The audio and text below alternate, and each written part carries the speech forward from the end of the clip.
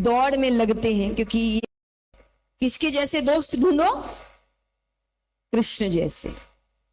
Next point, जब आप successful होने की दौड़ में लगते हैं, क्योंकि ये एक दौड़ ही है, सब इसमें भाग रहे हैं, कब कहां कौन पहुंचेगा पता नहीं, पर इस दौड़ में याद रखना फेलियर्स का सामना करना पड़ेगा, ये मस्ट है।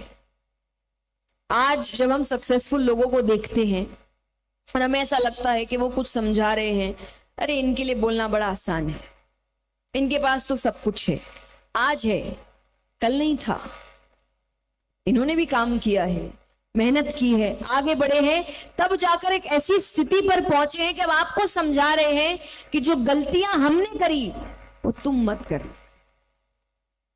जहां पर हम फंसे वहां तुम मत फंसना। तो ये बताने का मतलब यही है कि प्रॉब्लम्स तो आएगी, इसको आप हटा नहीं सकते। जिंदगी के प्रॉब्लम्स सीजन्स की तरह है। भगवान ने ये भी गीता जी में कहा है कि कुछ प्रॉब्लम्स हटाई नहीं जा सकती।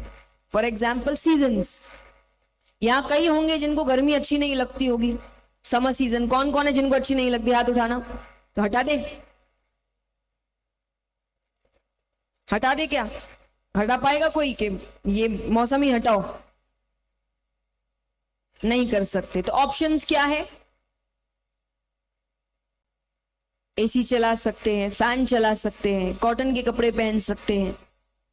यहां पर कई होंगे जिनको रेनी सीजन नहीं पसंद होगा, हटा दे, नहीं, छाता लगा सकते हैं।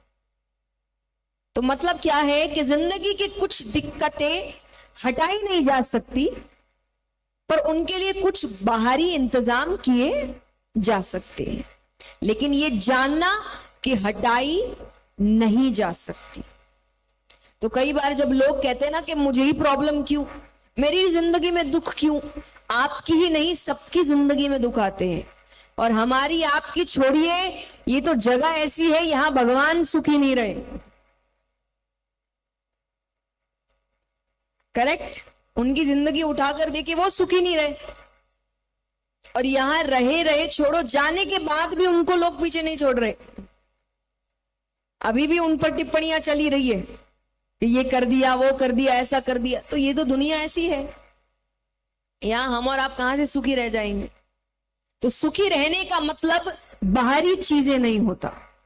जब आप सक्सेसफुल होने की दौड़ में जा रहे हो तो ये नहीं समझना, जो पेरेंट्स हमें कहते थे बचपन में कि 12 कर लो फिर ऐशी ऐश है, कॉलेज कर लो फिर ऐशी ऐश है, जॉब कर लो फिर ऐशी ऐश है, ये ढूंढते रह जाओगे, कभी नहीं मिलेगी।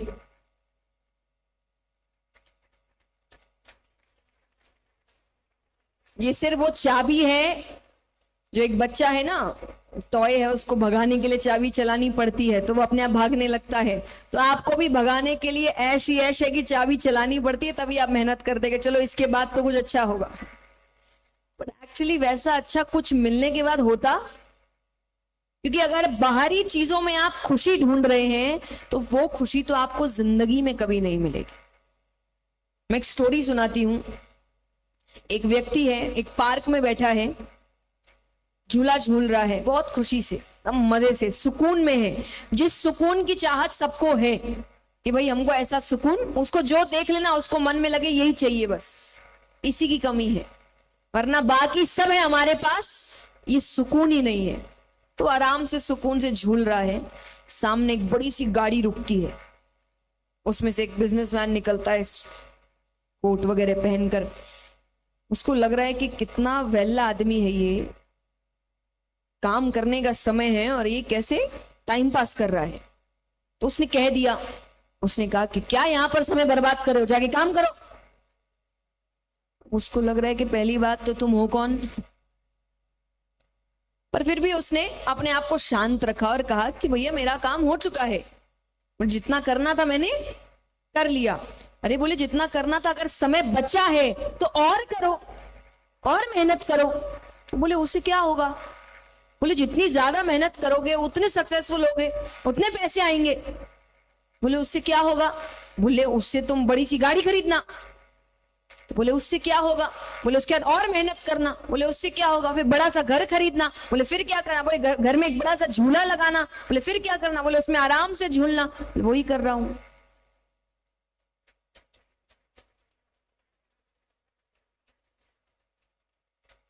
बोले जिस खुशी की, जिस आराम की तुम बात कर रहे हो वो मुझे अभी मिल रही है। मैं क्यों तुम्हारे वजह से इतना घूमकर वही आराम के पीछे जाऊं? यानी उन चीजों से आपको खुशी नहीं मिलती, वो आपकी जिंदगी में लग्जरी के लिए है। जैसे एक बहुत अच्छा एग्जाम्पल है कि हमारी जिंदगी हमेशा से टॉयज के आसपास घूमी है।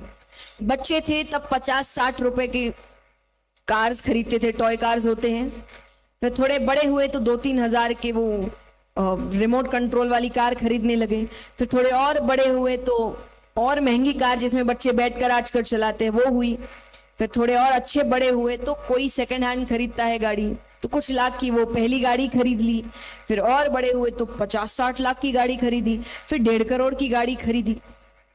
लेकिन चाहे वो 60 रुपए की गाड़ी हो कि 1.5 करोड़ की गाड़ी हो, उस गाड़ी को इतनी सी चोट लगती है और व्यक्ति के आंसू निकलने शुरू हो जाते हैं। यानी गाड़ियां बदल गई, पैसे बदल गए, उम्र बदल गई, पर इंसान का रोना नहीं बदला। वो पहले भी रोता ही था और आज भी, क्योंकि वो भूल गया कि ये एक खिलौना है। आप जो भी चीजें खरीदते हैं इनका काम आपकी जिंदगी को आसान बनाना, आपकी जिंदगी में एंटरटेनमेंट लाना, इतना ही है। ये आपकी जिंदगी नहीं है। ये याद रखना सक्सेसफुल होने की दौड़ में बहुत जरूरी है कि ये सब कुछ आप कोई कंफर्ट जोन देने के लिए है। आप काम कर रहे हैं, पढ़ाई कर रहे हैं, पैसे कमा रहे हैं कि आप जॉब कर सके, अच्छी जिंदगी जी सके। इससे क्या होगा? एक कंफर्टेबल लाइफ मिलेगी, चीजें खरीद पाएंगे तो लग्जरियस लाइफ मिलेगी। लेकिन फिर भी ये सिर्फ आपके इस्तेमाल के लिए है, आपकी जिंदगी नहीं है। जिस दिन ये समझ जाओगे उस दिन जिंदगी में जो कहते हैं ना असली पर्पस क्या है उसको समझने की कोशिश करोगे, और तब हम कहते हैं व्यक्ति स्पिरिचुअलिटी की ओर बढ़ता है। स्पिरिचुअलिटी आपको ये जो नाम, शोहरत, पैसा ये सब है ना, ये सब से पीछे नहीं करती है कि व्यक्ति सोचने लग जाए मुझे ये सब नहीं चाहिए। सबको चाहिए।